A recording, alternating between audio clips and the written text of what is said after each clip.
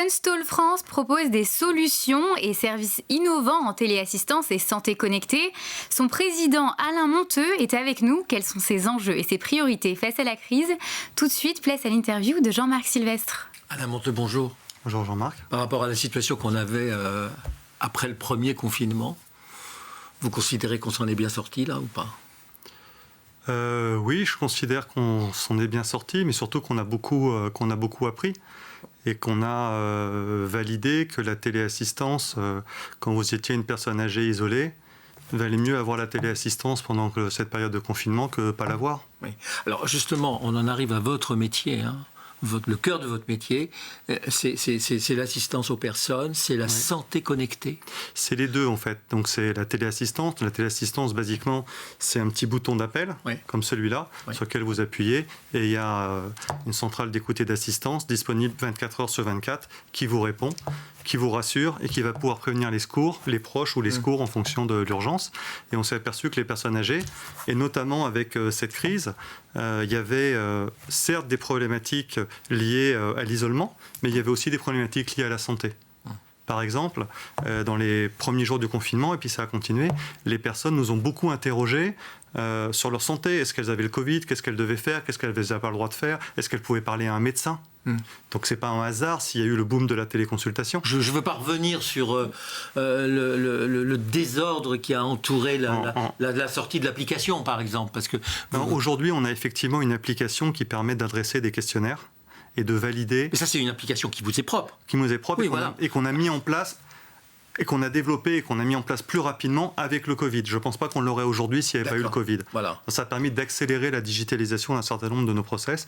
Et effectivement, aujourd'hui, on a une application qui permet, soit pour des infirmières ou du personnel aidant, soit directement pour un aidant, d'adresser un questionnaire sur la situation de santé de la personne et derrière, de mettre en place les bonnes mesures ou les bons conseils. Et le fonctionnement même de l'hôpital, dont on pense qu'il a amélioré ses performances par rapport à la première phase, il a pu le faire grâce à des solutions digitales. Nous, on va intervenir plutôt en sortie d'hôpital.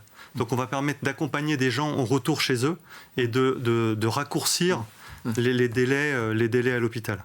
D'accord ? Donc on va permettre d'accompagner des personnes âgées et de les sécuriser chez eux et de les suivre. D'accord. Ça coûte cher, ça, ou pas? Et à qui ça coûte? Non, ça coûte pas cher. Ça va coûter en moyenne entre 20 et 25 euros par mois. D'accord, pour un service de téléassistance. Et vous pouvez avoir des aides soit par votre CCAS, soit si vous êtes bénéficiaire de l'APA, par exemple. Et puis vous avez bien évidemment le crédit d'impôt sur lequel vous allez pouvoir recevoir 50% de ce que vous avez payé. L'assurance maladie peut aussi intervenir dans ce type de dépenses, parce que c'est une dépense de prévention, quelque part. Oui. Alors là, vous abordez un de mes sujets préférés. Ah bon. Je pense qu'aujourd'hui, la téléassistance a un vrai rôle de prévention. D'accord.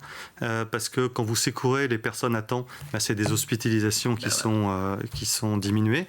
Donc, c'est des frais d'hôpitaux qui sont diminués. Non, parce qu'on a pourquoi pas la téléassistance pour tous, comme est en train aujourd'hui d'essayer de le mettre en place le gouvernement espagnol. Mais si je vous posais la question, c'est qu'on avait l'impression que le système de santé officiel, l'hôpital, avait tenu compte de tout ça pour améliorer sa performance, parce qu'on n'a pas eu les problèmes qu'on avait connus au moment du premier. Je pense que les soignants ont fait beaucoup de choses et je ne voudrais pas prendre la place qui n'est pas la mienne. Nous, on intervient vraiment après ça et on permet peut-être de décharger plus vite.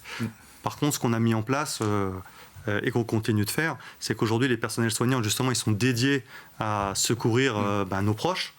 Donc, nous, ils ont peut-être moins de temps pour secourir les leurs. Donc, on leur propose, pendant cette période difficile, une téléassistance gratuite pour leurs proches à eux. Ils prennent soin de nos proches, on prend soin des leurs. Tout est sur tunstall.fr. Donnez-nous le site internet pour tunstall.fr. Tunstall.fr. Toute l'offre est dessus. Merci. Merci Jean-Marc, merci Alain Monteux. Je rappelle que vous êtes le président de Tunstall France, un éditeur de solutions et services innovants en téléassistance et santé connectée. C'est la fin de cette émission, merci de nous avoir suivis. On se retrouve demain avec de nouveaux entrepreneurs.